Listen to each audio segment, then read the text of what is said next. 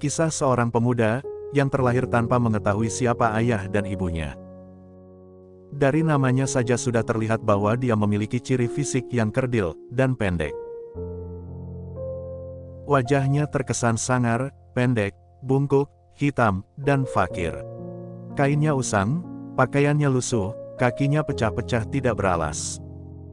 Tidak ada rumah untuk berteduh, tidur pun hanya berbantalkan tangan, berkasurkan pasir, dan kerikil. Tidak ada perabotan minum, minum pun hanya dari kolam umum yang diambil dengan telapak tangan. Tampilan fisik dan keseharian dia yang lusuh, menjadi alasan orang lain, tidak mau dekat-dekat dengannya. Demikian pula orang-orang, semua tidak tahu, atau bahkan tidak mau tahu tentang nasab dia. Bagi masyarakat Madinah tidak bernasab dan tidak bersuku merupakan aib yang besar.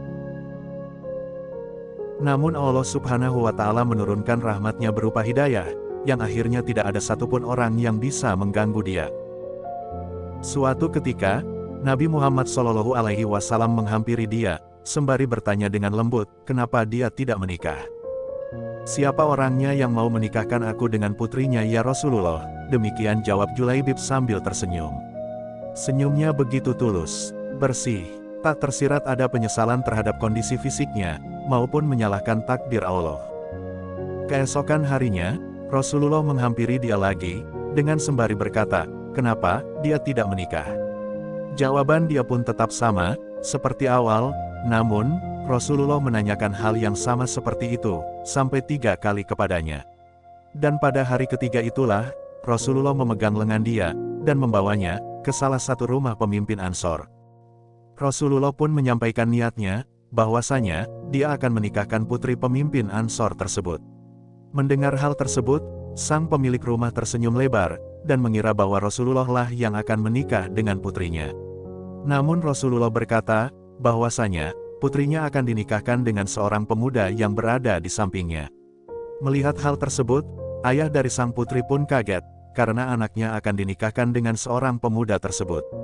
Sang ayah pun meminta izin dengan Rasulullah untuk berbincang dengan istrinya terlebih dahulu. Perdebatan itu tidak berlangsung lama. Dari balik tirai sang putri berujar, siapakah yang memintanya? Sang ayah dan sang ibunya pun menjelaskan kepadanya. Putrinya pun berkata, apakah kalian hendak menolak permintaan Rasulullah? Demi Allah kirim aku padanya, dan demi Allah, karena Rasulullah yang meminta maka tiada akan membawa kehancuran dan kerugian bagiku. Mendengar perkataan putri dari pemimpin Ansor, Rasulullah pun mendoakan sang putri tersebut. Maka benarlah doa Rasulullah, tak lama kemudian Allah karuniakan jalan keluar baginya. Kebersamaan di dunia ternyata tidak ditakdirkan terlalu lama. Meski di dunia pemuda tersebut mendapatkan istri yang solehah dan bertakwa.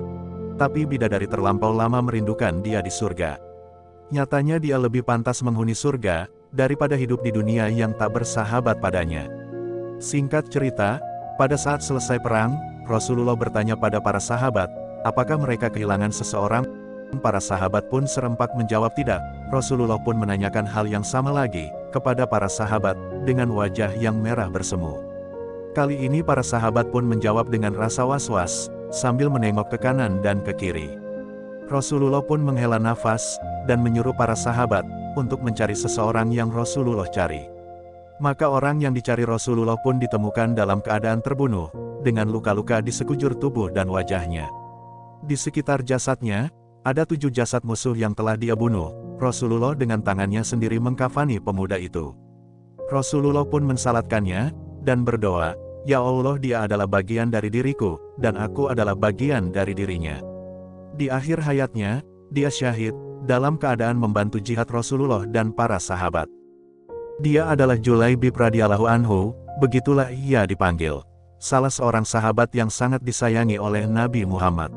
Pilihannya untuk berjihad dan merindukan syahid mendapat ganjaran indah dari Allah Subhanahu wa Ta'ala.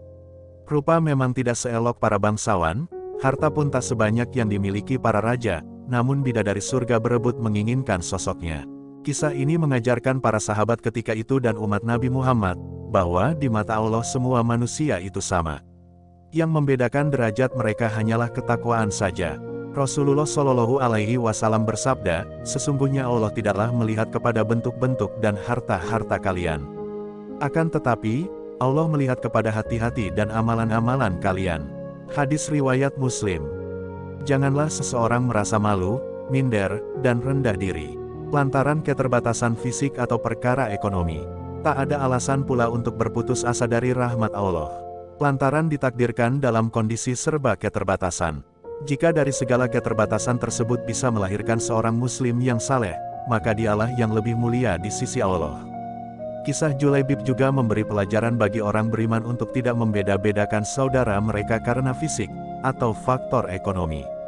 Dalam memilih teman, sahabat, hingga jodoh, hendaklah mengedepankan faktor kesalehan dibanding faktor-faktor yang lain. Terima kasih telah menonton video ini, jangan lupa untuk like, komen, share, dan subscribe, agar video ini lebih bermanfaat. See you next video.